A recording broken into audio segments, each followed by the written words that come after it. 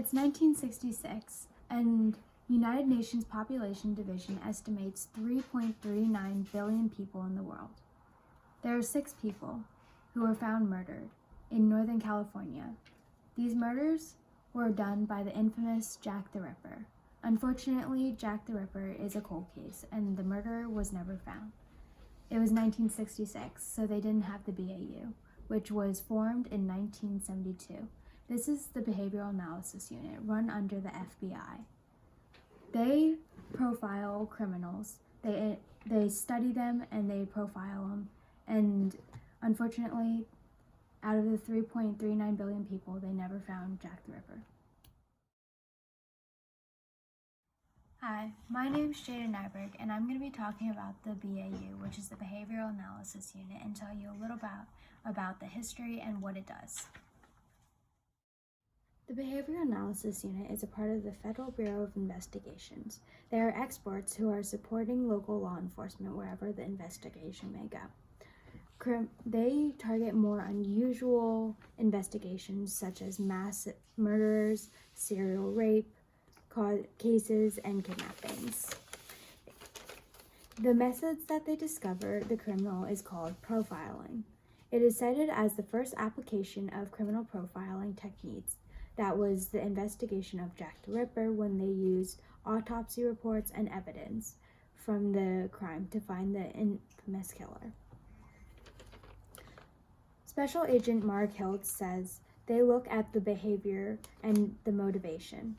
It's the why part of an investigation that they're really looking at. They do research and interview serial killers to understand why they do what they do. It is used to predict where to look, what information is needed for search warrants, and how the unknown serial criminal may report upon apprehension.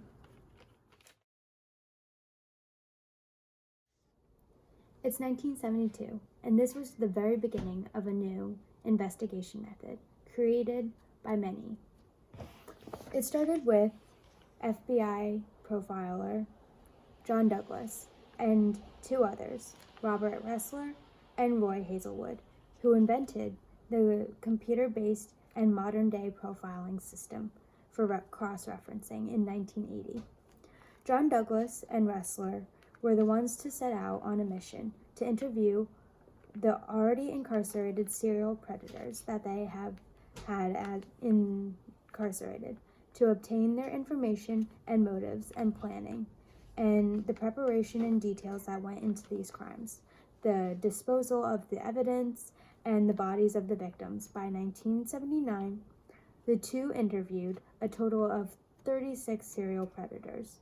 With all of the information that they gained, and they earned a grant from Violent Criminal Apprehension Program to make a system to cross-reference information from the open cases to find the patterns.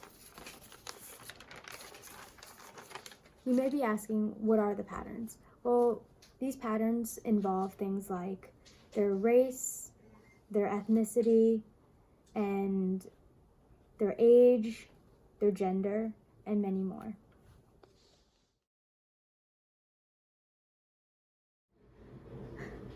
Patterns are the key to solving many cases. The interviews of the criminals was a huge help in solving these cases.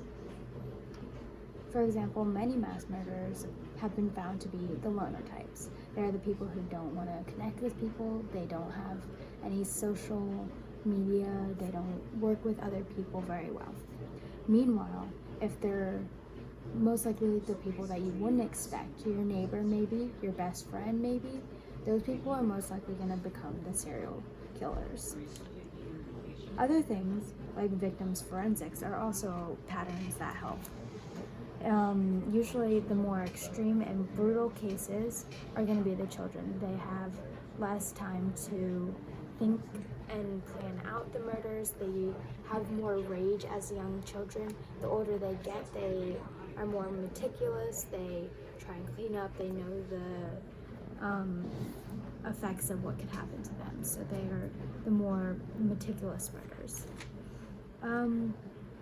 Overall, the small details are what really help solve these cases. They look at certain ways that people act towards others. When they are doing interviews, they look at little things that they do, maybe things that they do with their hands, maybe certain ways that they look to the side. These things are small details that help solve the murders.